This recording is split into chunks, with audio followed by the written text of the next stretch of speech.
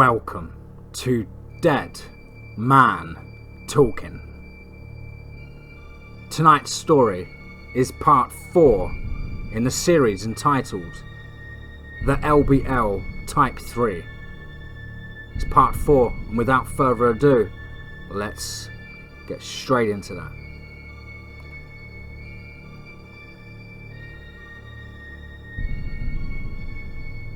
The early hours passed without further incident, but the strange, silent ambience remained like a cloak of misery across the land. The brothers stayed to help keep watch, and the old farmer went to hospital first light with grandfather, where he was immediately rushed into theatre for emergency surgery to close his wounds. Things still very touch and go. Grandfather returned to the farm later that afternoon. The brothers Dee and Riz were waiting on the front deck as he pulled up to the house on the dry, dusty driveway.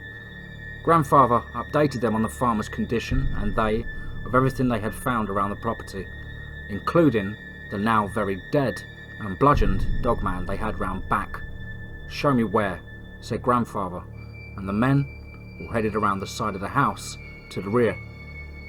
They had it under some tarpaulin half in and out of an old chest freezer. "You need to see this," said Dee, pulling back the cover. Already the smell was insane and made all of the men retch with nausea. A combination of grassy wood, cross urine and rotting meat. You get the picture. Riz grabbed at the enormous clawed hands or paws. It was a mixture of both apparently, but still very human-like. "Look at the claws! They got to be every bit of 4 inches long," he shouted, with an astounded look on his face. Dee also pointing out it has opposable thumbs. "We have heard of this type of thing growing up down south," said Dee. "The old folk around town would speak of a cunning and tremendous hunter of the forest, part wolf spirit, part man. Its speed and intelligence and wrath unmatched. Its only real threat was man, us. They called it the Dogman. Others called it a booger. My granddaddy called it the devil. But whatever it's called, they killed some, but in the process lost many men, women and children," said Riz, with Dee nodding in agreement. "You see those thumbs there?" said Dee. "Well, that means they can open doors, windows, everything. That's if they don't just crash through anyway," said Dee. "This is the first time we have ever encountered one, let alone 2. And what the hell made that howl that called the female back so fast?" said Dee. Grandfather, studying the dead carcass from head to toe, looked at the brothers and said, "I too grew up hearing folk talk about missing hunters, whole herds of livestock slaughtered in one night. But I thought it was just that. Just talk, you know?"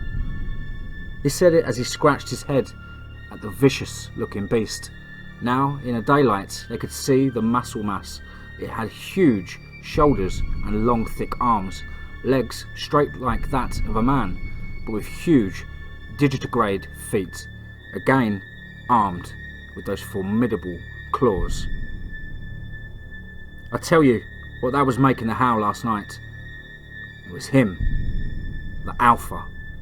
The very one that planned on eating my throat, but instead got a face full of fire," he said with a venomous tone to his voice.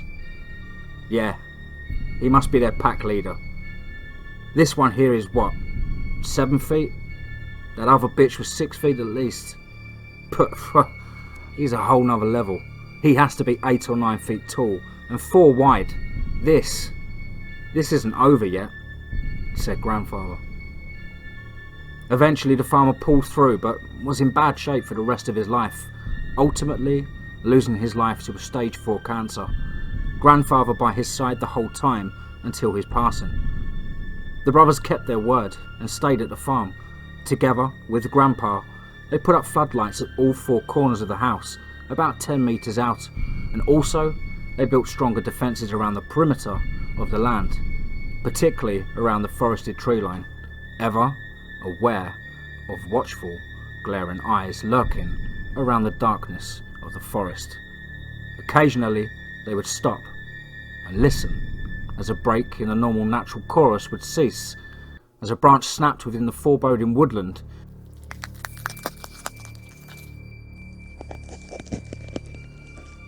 Followed by the sounds of heavy footfall crashing off into deeper forest. Each time, they would pack up what they could, calmly make their way back to the ATV or trucks and head back to the house, or they would work in another area on the vast land. At night, everything would simultaneously stop its chirp or hoot. The livestock on the farm had become almost pointless to keep, as they would be slaughtered within weeks of arrival. Each time, the head of a cow or a pig staked abruptly in the front yard, right in front of the decking. Each time, grandfather or the brothers would return it to the tree line north of the house, with an arrow through each eye, then empty a clip or two into the wood line. It didn't help, nor do anything, but it made them feel better, I guess. Things slowly grew better and seemed to calm down a whole lot more for almost 15 years. That's where I come in. Haha, yeah, I was an ugly baby. Big ass head, long ass legs. They would come in hand though, later on in life. I can tell you. Anyway, Dad met a lady, my mum Susan, and they hitched up pretty quickly and she shacked up at a house. And then they had little old me. Now, let's fast forward 7 years. Dad and I were out back enjoying the sun, and he sat me down and basically explained why we always stayed out of the forest and didn't go camping. I continued to ask if we could go at least once, at least camp outside the house. In a testament to being part of every boy's childhood, Dad looked over at Riz and then Dee, both watching my dad think the idea over in his head. You just said it's been so many years since you last seen them, or him, right Dad? I questioned. Dee went to cut in, but before he could, Dad spoke up and told me I was right. It is something each boy should enjoy as a child, and with a forced smile on his face, he said, well, that's decided then. We can camp out next weekend. I'm sure I heard Dee or Riz try to suggest something, but Dad, again, cut him short. With a pat on my head messing up my hair, he got up and carried on working. All the while, the hot sun breathing down and on already scorched and dry dirt, dead grass swaying in the occasional breeze. Dee got up to go and speak with my dad, but kept his voice low, as not to alert me to what was being said. Riz, keeping an eye on me, smiled. Well, little man, you think you're ready to camp out for the night? I straightened up and declared, oh, I'm more than ready. My dad is the toughest guy around and I'm going to be even tougher. Haha, laughed Riz. Well, okay. Sounds like you do got yourself ready. That week flew past at an incredible pace. Before I knew it, it was Thursday evening. I had my dinner and did my chores, last of which was to feed the dogs out back. It was just getting near dusk and the sky had that incredible orange to reddish glow, mixed with streams of velvety blue and wisps of white. The trees had just started to have that silhouette appearance to them. Anyway, as I made it to the feeding bowls just off from the back decking, I heard it. First it was quiet, like a squirrel or a damn turkey, dashing through the brush with odd twigs or larger branches and underbrush crushing under footfall. But it was hard to tell at first. I kept an eye on the tree line, already nervous after what my dad had explained the weekend before. It seemed to act sneakily, which really started to frighten me, as every time I took a step forward or poured the dog food into the bowls, it was moving. But then, as soon as I stopped, it stopped. The hairs on the back of my neck and arms stood on end like electricity surging through me. Out of nowhere, I was terrified to move, to look up again. The now dark sky was getting darker by the second. I heard Dee's voice from inside the house by the back door. Matt! Matt! Come on, you little shit. Time to get washed up for bed. Snap. Leaves rustled. The underbrush broke and there were stems cracking or something, as something large and black as the night emerged from the tree line just 20 meters away from me. From my right, its shadow suddenly cast across the yard and right in front of my feet. I froze as it rose up further in front of me, its huge canine ears and long arms clearly visible as the floodlight above it cast its enormous and monstrous shadow across the yard. "Matt!" shouted Dee, now clearly worried. Finally, as it moved closer, I could see it out of my peripheral. I screamed, "I'm here! I'm here!" I said. Dee burst through the back door of the house as I ran as fast as I could, all the while thinking, "It's gonna eat me! It's gonna eat me!" Dee laughed as I came charging up the steps of the deck, dog food sack half ripped and half empty, the food like a trail behind me. "Ha ha! You sure you want to camp out tonight?" I looked over to the spot where it was, and before I could say anything, I noticed it. It was gone.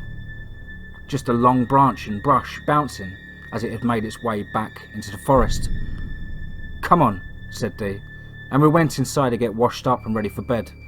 The whole time, I never said a word. I even questioned if I imagined it, if that was just all in my imagination. But deep down, I knew it was very, very real. And tomorrow night, we're supposed to be camping outside. That night, I tossed and turned, having terrible dreams of monsters dragging me off into the deep, dark forest. And it all seemed so real. The emotions, the fear. Maybe I should speak to my dad, I thought, or maybe Mum would be better. Later, in the early hours of the morning, around 4:30 a.m, as the sun was not quite up, there was a loud thump, followed by 3 more, on the roof of our house. It was now very clear. I did not imagine it. And it is right above my bedroom.